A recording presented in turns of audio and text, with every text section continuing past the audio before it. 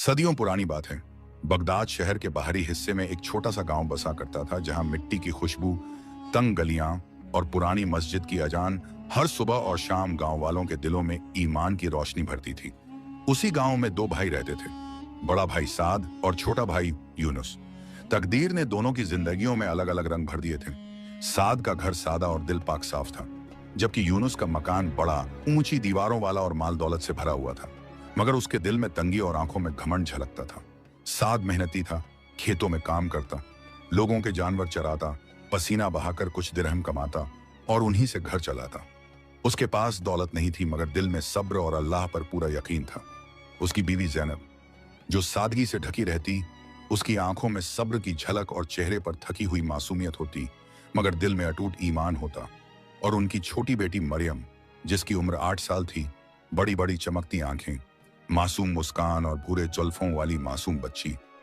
वो अक्सर अपने बाप के पीछे पीछे खेतों तक जाती और कहती, अब्बा, क्या ये फसल हमारी जिंदगी बदल देगी?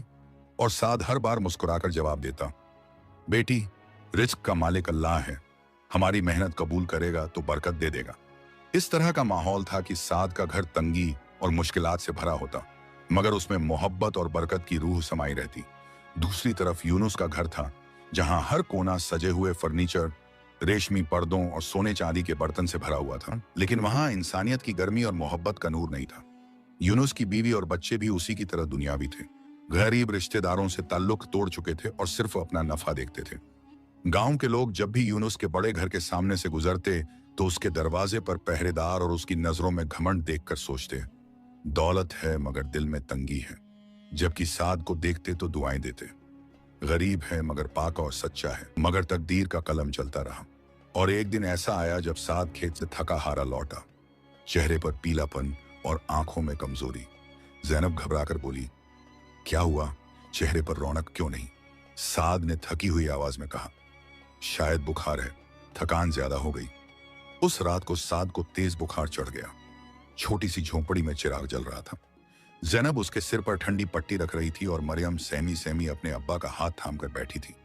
वह कह रही थी, अम्मी, अब्बा ठीक हो जाएंगे ना? ज़ैनब ने कांपती आवाज में कहा, इंशाअल्लाह, सब्र करो। मगर बीमारी बढ़ती गई। दवा की कीमत चुकाने के लिए ज़ैनब के पास कुछ न था। गांव वाले भी अपनी अपनी परेशानियों में उलझे थे। किसी ने थोड़ी मदद दी, मगर बीमारी काबू से बाहर हो गई। कुछ ही हफ्तों में साद का जिस्म कमजोर होता चला गया। और एक सुबह जब मस्जिद से फजर की अजान गूंजी, तो साद ने धीमे से कलिमा पढ़ा। आंखों से आंसू निकले। मरियम का हाथ अपने हाथों में लिया और कहा, बेटी,